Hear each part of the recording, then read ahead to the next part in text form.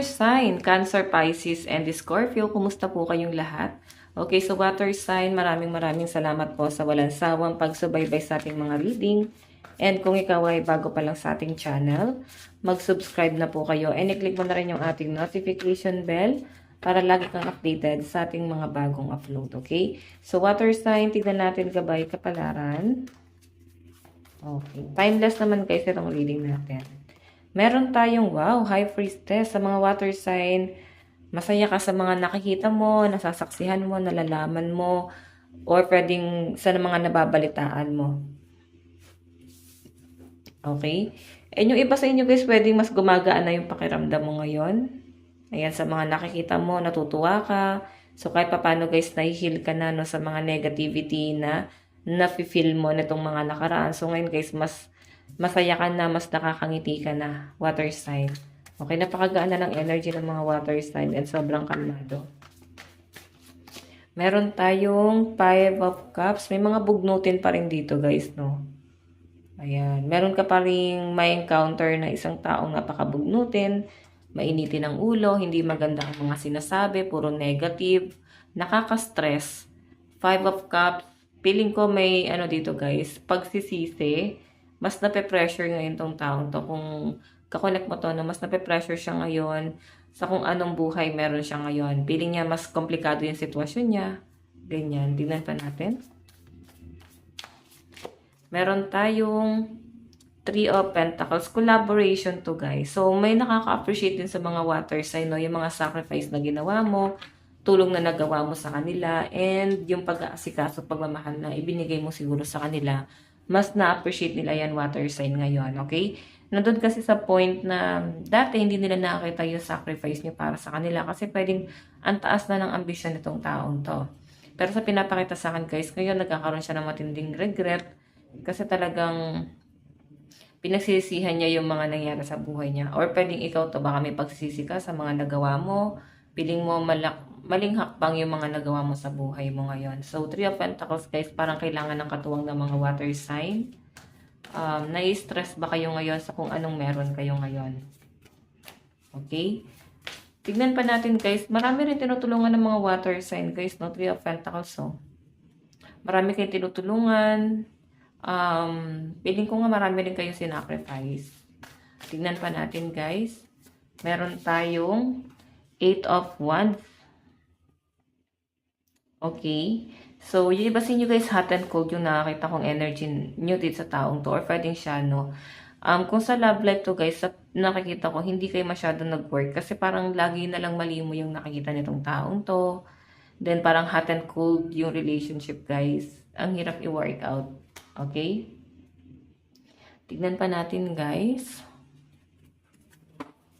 Okay.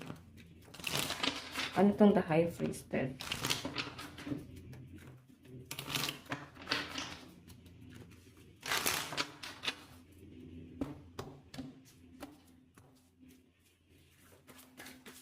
Ano po yung the High Priestess? Meron tayong 2 of Pentacles. Okay, masaya yung mga water sign, no? Kung kayo ay may mga business, I think yung iba sa inyo, kahit kumita kayo ng maliit, okay lang. At least kumita. Okay, nandun kayo sa point na mahalaga may kumita. Yung iba naman dito guys, sabihin na natin na sobrang binabudget mo yung pera mo, hindi ganun kaganda yung daloy ng pera mo, pero masaya at kontento ang mga water sign na nasasagap ko rito guys. Okay, may mga water sign ngayon na parang hindi ka na masyadong mag-aalala sa mga bayarin mo kasi pwede kasi na yun, ito nga, sabi ko sa inyo, kumikita naman yung small business or pwede malaking business yan guys. Sige, tingnan natin guys. May mga water sign dito guys na yung mga ine-expect mo hindi sumasang-ayon sa kagustuhan mo. Then, piling ko kasi natatawa ka na lang sa nagiging resulta. Kasi hindi siya yung ano mo sana eh. Hindi ito yung pinlano mo pero ito nangyayari. Ano tong 5 of Cups? Meron tayong 6 of Swords. 5 of Cups, 6 of Swords. Okay, may umalis. Water sign. Then, feeling ko, ito ha, pwede ikaw itong umalis na to, umalis ka sa isang tao or meron kang iniwasan isang tao na parang napakasinungaling. ang bigat pa rin ng loob mo sa taong to. Okay? Parang feeling mo kasi hindi maganda naging intention niya sa inyo. Parang ginamit, ganun. So, feeling ko yung ibang mga water sign dito, ang dami tumatakbo sa isip mo, bakit ganun yung kinahinatnan? At ganyan ang nangyari. Ano po itong Three of Pentacles? Meron tayong Four of Pentacles. So, ito guys ha, yung Three of Pentacles kasi collaboration, hindi mo nakukuha yung pagkakaisa na yan. Kasi Four of Pentacles, mas nandun ka sa point, water sign, na mas kinokontrol mo yung pera mo. At as in, budget na budget talaga yung pera mo. Okay, tinitipid talaga, no? So, alam mo, all out ka siguro sa ibang tao, like sa family mo, pero pagdating sa sarili mo, mas tinitipid mo yung sarili mo. Okay? So, meron siguro kayo guys pag-iipunan. Ito lang din water sign na huwag masyadong tingnan yung success ng ibang tao sa kung anong nakakakayahan mo ngayon. Okay? Kasi pag tinignan mo sila, mas mape-pressure ka. Tignan mo na lang kung ano yung kaya mo ngayon. And yun yung mas i-workout mo. Okay? Tignan natin ano po itong 8 of Wands. 8 of Wands. Meron tayong the Empress. Sorry naman. So, si Empress naman guys is abundance, success, swerte, blessing. So, 8 of Wands guys, may nakakita kung ano to, no? May mga nag-a-abroad siguro ito. Parang makipagsapalaran siguro kayo sa ibang bansa. O iba sa inyo, pwede magka-cross country kayo. And feeling ko naman mas magiging maganda yung pera mo dito.